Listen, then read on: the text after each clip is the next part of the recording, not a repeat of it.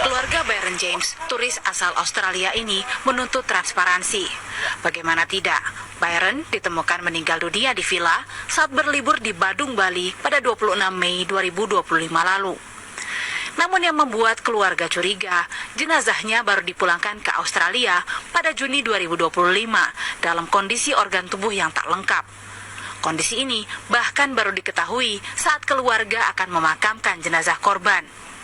Jantungnya ketahuan hilang itu ketika badannya Byron itu dibawa ke Australia, dilakukan otopsi juga oleh pihak Australia, dokter di Australia, dan ketika detik-detik mau dimakamkan, sampaikan bahwa ternyata ada bagian tubuh yang hilang itu jantungnya. Nah, setelah itu pihak keluarga korban minta klarifikasi.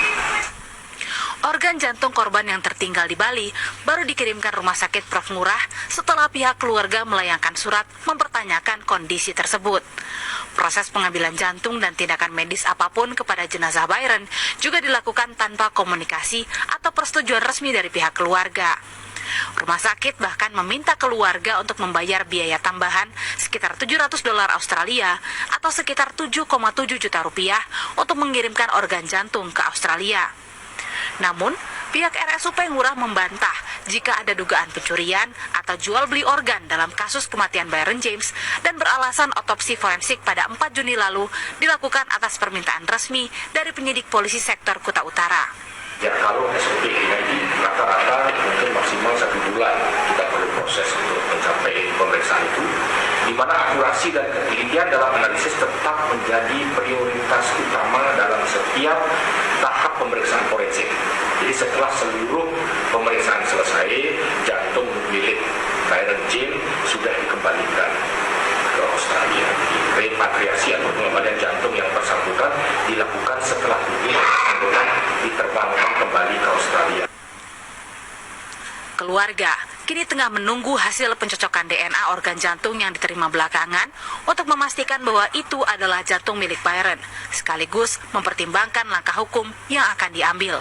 On Gaza, with both the Middle East representatives and kings and all of the top leaders of the Middle East, and we had also a very good conversation with Bibi Netanyahu, trying to get the hostages back, and we're trying to get the end of the Gaza situation. It's really bad, very bad, and we think it could happen. Maybe it could happen pretty soon. We want the hostages back, we want the bodies back, and we want to have peace in that region. So we had some very good talks.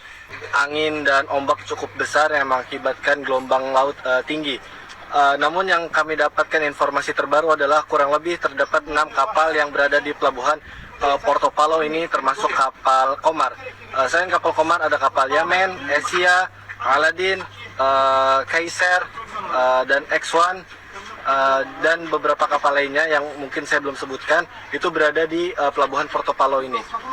Namun terdapat masalah yang terjadi di lapangan karena tidak semua kapal yang ada di pelabuhan Porto Palo ini dapat melanjutkan perjalanan menuju Gaza. Salah satunya adalah kapal kami, itu kapal Komar, itu tidak dapat melanjutkan perjalanan menuju Gaza disebabkan karena spesifikasi yang sebenarnya belum memenuhi syarat untuk dapat mengikuti konvoi saat ini, karena yang dibutuhkan saat ini adalah kapal dengan kecepatan yang minimum berada di 7 hingga 8 knot, sedangkan kapal Komar adalah kapal sailing boat yang mungkin jika menggunakan mesin atau layar hanya berada di 6 sampai 7 knot. Ini mungkin akan menjadi masalah tersendiri jika nanti pada saat konvoi tertinggal dalam barisan terbelakang, dan itu akan menjadi bahaya untuk para aktivis yang berada di atasnya.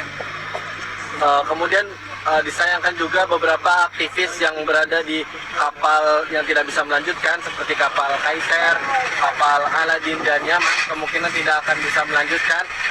Beberapa aktivis pulang ke negaranya, sedari kemarin kita lihat sudah mengurus kepulangan dengan menghubungi panitia untuk mengurus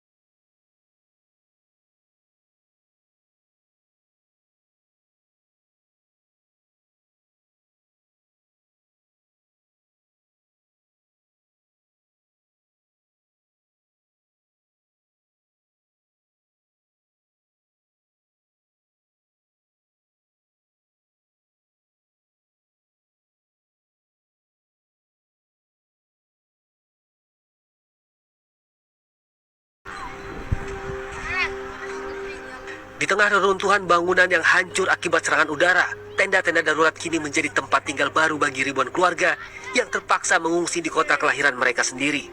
Samia Al-Samri, seorang ibu dengan 4 anak, telah kehilangan rumah dan putra tercintanya dalam serangan Israel.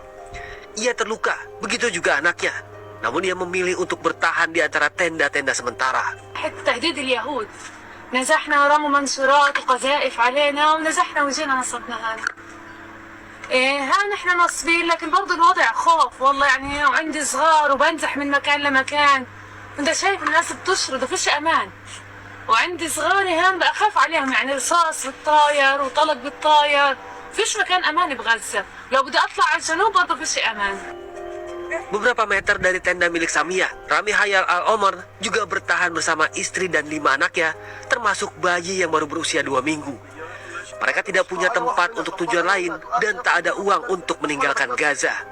Omar menunjukkan bayinya yang tidak memiliki tempat tidur layak. Selain tanpa rumah, mereka juga kehilangan akses terhadap air bersih, makanan, dan perawatan medis. Meski Gaza terus diserang dan tidak lagi aman, banyak keluarga Palestina tetap menolak untuk meninggalkannya. Mereka menyebut tanah itu sebagai warisan, tempat mereka lahir, dan tempat mereka akan berpulang. ما بترك أرض وأرض أجدادي وأرض أبويا وأرض أهلي وأرض الوطن كله، ما بترك فلسطين لحد، ما بترك غزة لحد، إحنا انولدنا هنا بنموت هون. Serangan Israel terkini telah menelan lebih dari 19 korban jiwa Kamis lalu, termasuk belasan anak-anak dan wanita. Situasi kemanusiaan di Gaza semakin memburuk, sementara negara-negara dunia masih menyerukan pembelaan pada Palestina di forum PBB. Warga di Gaza terus berjuang untuk hidup di tanah kelahiran mereka.